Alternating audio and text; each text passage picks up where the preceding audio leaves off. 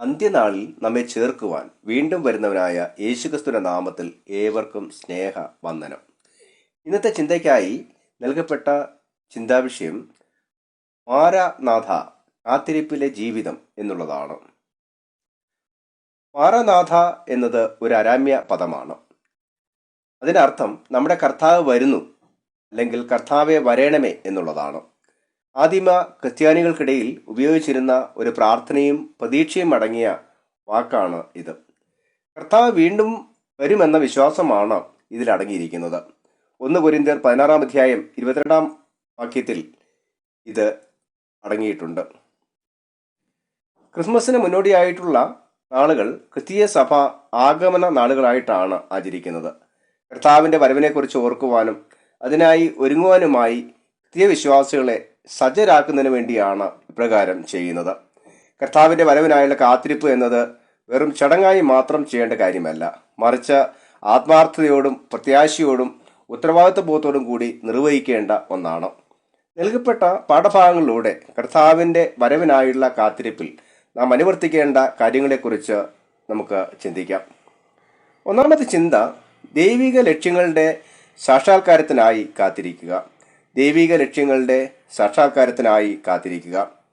യെശയ്യാവ് 2 അധ്യായം 2 മുതൽ 5 വരെയുള്ള വാക്യങ്ങളിൽ അന്ത്യകാലത്ത് സംഭവിക്കാനിരിക്കുന്ന കാര്യങ്ങളെക്കുറിച്ചുള്ള വ്യക്തമായ ഒരു വിവരണം നൽകിയിരിക്കുന്നു. യെശയ്യാവ് 2 അധ്യായം 2 വാക്യം, അന്ത്യകാലത്ത് യഹോവയുടെ ആലയമുള്ള പർവ്വതം പർവ്വതങ്ങളുടെ ശിഖരത്തിൽ സ്ഥാപിതവും കുന്നുകൾക്ക് മീതെ ഉന്നതവുമായിരിക്കും. സകല ജാതികളും അതിലേക്ക് ഒഴുകിച്ചെല്ലും. യഹോവയുടെ ആലയമുള്ള പർവ്വതമെന്നാൽ സിയോൻ പർവ്വതമാണ്. അത് യെരൂശലേമിനെ കുറിക്കുന്നു. ഭാവിയിൽ ഇസ്രായേലിന്റെ ദൈവമാണ് ഏക സത്യദൈവമെന്ന് സകല ജാതികളും മനസ്സിലാക്കുമെന്നും ദൈവത്തിന്റെ വഴികൾ പഠിക്കുവാൻ ആഗ്രഹിക്കുകയും ചെയ്യുമെന്നും ദൈവം ജാതികളിടയിൽ ന്യായം വിധിക്കുമെന്നും പറഞ്ഞിരിക്കുന്നു.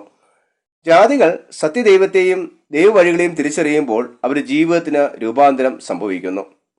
2 അധ്യായം 4 വാക്യം, അവർ തങ്ങളുടെ വാളുകളെ കൊഴുക്കളായും കുന്തങ്ങളെ വാക്കത്തികളായും അടിച്ചു തീർക്കും. ജാതി ജാതിക്ക് നേരെ വാളോങ്ങുകയില്ല. അവർ ഇനി യുദ്ധം അഭ്യസിക്കുകയുമില്ല. വാളും കുന്തവും പഴയ കാലത്തെ യുദ്ധത്തിനുള്ള ഉപകരണങ്ങളാണ്. ഒഴുവും വാക്കത്തിയും കാർഷിക ഉപകരണങ്ങളാണ്. നശീകരണത്തിനായി ഉപയോഗിക്കുന്ന വസ്തുക്കളെയും ഊർജത്തെയും ജനനന്മയ്ക്കായി ഉപയോഗിക്കുന്ന വലിയൊരു മാറ്റമാണ് ദൈവവഴികളിൽ നടക്കുന്നതിലൂടെ സംഭവിക്കുന്നത്. ആധുനിക യുഗത്തിലും നശീകരണത്തിനായി മിസൈലുകളും ഡ്രോണുകളും ബോംബുകളും അണ്വായുധങ്ങളുമെല്ലാം നിർമ്മിക്കുവാൻ വേണ്ടി വലിയ അളവിലുള്ള സമ്പത്തും ബുദ്ധിയും സമയവുമെല്ലാമാണ് മനുഷ്യൻ ചെലവഴിക്കുന്നത്. ലോകത്തിൽ അതിദാരിദ്ര്യത്തിലും കഷ്ടതയിലും ജീവിക്കുന്ന അനേകർക്ക് സാന്ത്വനമേകുവാൻ ലോകരാഷ്ട്രങ്ങൾ ആയുധത്തിനും സൈനിക ശക്തിയുമായി ചിലവഴിക്കുന്ന തുകയുടെ ചെറിയ ശതമാനം മാത്രം മതി. ഇവിടെയാണ് സത്യദൈവത്തെ അറിയുകയും അനുസരിക്കുകയും ചെയ്യേണ്ടതിന്റെ പ്രസക്തി.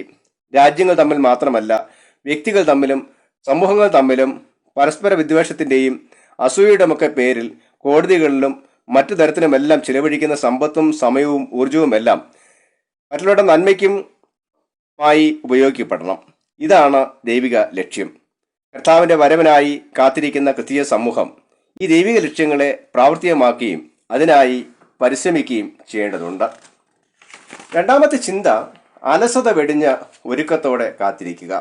അലസത വെടിഞ്ഞ് ഒരുക്കത്തോടെ കാത്തിരിക്കുക.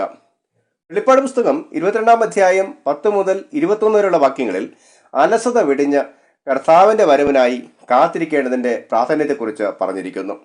വെളിപ്പാട് പുസ്തകത്തിൽ അന്ത്യകാലത്തേക്കുള്ള പ്രവചനങ്ങളും ദർശനങ്ങളുമാണ് ഉൾക്കൊണ്ടിരിക്കുന്നത്. അതിൽ 22 അധ്യായം വേദപുസ്തകത്തിലെ തന്നെ അവസാനത്തെ അധ്യായമാണ്.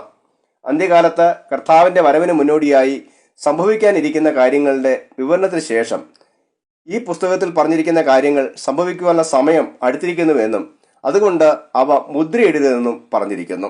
കാരണം ഈ പുസ്തകത്തിന്റെ ഉള്ളടക്കം എല്ലാവർക്കും വളരെ വേഗത്തിൽ ലഭ്യമാക്കേണ്ടതുണ്ട്. എന്നാൽ ഈ മുന്നറിയിപ്പുകളെ കേട്ടിട്ടും ജീവിതത്തിൽ തിരുത്തലുകൾ വരുത്തുന്നില്ല എങ്കിൽ ശിക്ഷാവിധിക്ക് യോഗ്യരായി തീരും. എന്നാൽ ഈ പുസ്തകത്തിലെ മുന്നറിയിപ്പുകളുടെ വെളിച്ചത്തിൽ നീതിയും വിശുദ്ധിയും പിന്തുടരുന്നുവെങ്കിൽ ദൈവ അനുഗ്രഹങ്ങൾ ലഭ്യമാകും. കർത്താവ് എപ്പോൾ വരുമെന്ന ചോദ്യത്തിന് വേഗം വരുന്നുവെന്നാണ് ഇവിടെ നമുക്ക് ഉത്തരം കാണാനായിട്ട് സാധിക്കുന്നത്. അതുകൊണ്ട് തന്നെ സമയത്തിലും അസമയത്തിലും ഒരുക്കത്തോടെ നിലനിൽക്കേണ്ടതുണ്ട്. അൽഫയും ഒമേഗയും ഗ്രീക്ക് ഭാഷയിലെ ആദ്യത്തേതും അവസാനത്തേതുമായ അക്ഷരങ്ങളാണ്. ദൈവത്തിന് ആരംഭവുമില്ല, അവസാനവുമില്ല. സകലത്തിൻ്റെയും സൃഷ്ടാവും പരിപാലകനും ദൈവമാണ്. ദൈവനഗരത്തിൽ പ്രവേശിക്കുവാൻ ഓരോരുത്തരും നിങ്ങളുടെ വസ്ത്രം അലക്കി ശുദ്ധി വരുത്തേണ്ടതാണ്. വസ്ത്രം അലക്കുക എന്നതിനർത്ഥം ജീവിതത്തിലെ തിന്മകളെ നീക്കി വിശുദ്ധി പ്രാപിക്കുക എന്നതാണ്. എന്നാൽ തിന്മയും അനീതിയും പിന്തുടരുന്നവർക്ക് ദൈവവുമായി കൂട്ടായ്മ സാധ്യമല്ല. അതുകൊണ്ട് തന്നെ അവങ്കിലേക്ക് വരുവിൻ എന്ന് ദൈവാത്മാവ് ഏവരെയും ക്ഷണിക്കുകയും ക്രിസ്തുവിന്റെ മണവാട്ടിയാകുന്ന സഭ അതിനെ പ്രതിധ്വനിപ്പിക്കുകയും ചെയ്യുന്നു. ആത്മീയ ദാഹമുള്ളവർക്കാണ് ദൈവത്തിൽ നിന്ന് ജീവജലം ലഭ്യമാകുന്നത്. അതുകൊണ്ട് തന്നെ ക്രിസ്തീയ സഭയുടെ ആദിയോട് അന്തമുള്ള ആഗ്രഹമാണ് കർത്താവിന്റെ വരവ്. അതുകൊണ്ട് കർത്താവായ യേശുവെ വരയണമേ എന്ന് യോഹന്നാനും പ്രാർത്ഥിക്കുന്നു. ഈ പ്രാർത്ഥന നമ്മിലൂടെയും പ്രതിധ്വനിക്കപ്പെടണം. മൂന്നാമത്തെ ചിന്ത, പ്രവർത്തന നിരതയോടും ജാഗ്രതയോടും കൂടി കാത്തിരിക്കുക. പ്രവർത്തന നിരതയോടും ജാഗ്രതയോടും കൂടെ കാത്തിരിക്കുക. ലൂക്കോസ് 12-ാം അധ്യായം 32 മുതൽ 40 വരെയുള്ള വാക്യങ്ങളിൽ കർത്താവിന്റെ വരവിനെ കല്യാണത്തിന് പോയി മടങ്ങി വരുന്ന ഒരു യജമാനോട് ഭൂമിച്ചിരിക്കുന്നു. യജമാൻ ഏത് സമയത്ത് വന്ന് മുട്ടിയാലും വാതിൽ തുറന്നു കൊടുക്കേണ്ടതിന് ഉറങ്ങാതെ കാത്തിരിക്കുന്ന ദാസന്മാരോട് ദൈവജനത്തെയും ഭൂമിച്ചിരിക്കുന്നു. യജമാനെ കാത്ത് ഉണർന്നിരിക്കുന്ന ദാസന്മാരെ ഭാഗ്യവാന്മാരെന്ന് വിളിച്ചിരിക്കുന്നു. നിനയാത്ത നാഴികയിൽ മനുഷ്യപുത്രൻ വരുന്നതുകൊണ്ട് ഒരുങ്ങിയിരിപ്പിനെന്ന് 4-ാം വാക്യത്തിൽ നമ്മെ ഓർമ്മിപ്പിക്കുന്നു. അതുകൊണ്ട് കാത്തിരിക്കുക എന്ന പ്രവൃത്തി നിർവഹിക്കപ്പെടേണ്ടത് ഭയത്തിന്റെ അടിസ്ഥാനത്തിലല്ല, ദൈവത്തോടുള്ള സ്നേഹത്തിന്റെയും വിശ്വാസത്തിന്റെയും ആശ്രയത്തിന്റെയും അടിസ്ഥാനത്തിലാണ്.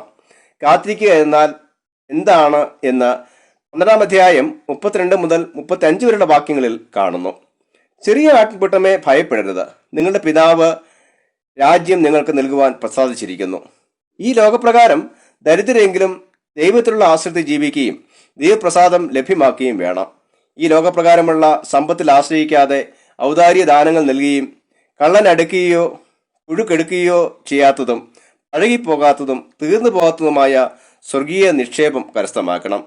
ജീവിതത്തിലെ നന്മയും നീതിയുമുള്ള പ്രവൃത്തികളാണ് സ്വർഗീയ നിക്ഷേപം എന്നതുകൊണ്ട് അർത്ഥമാക്കുന്നത്.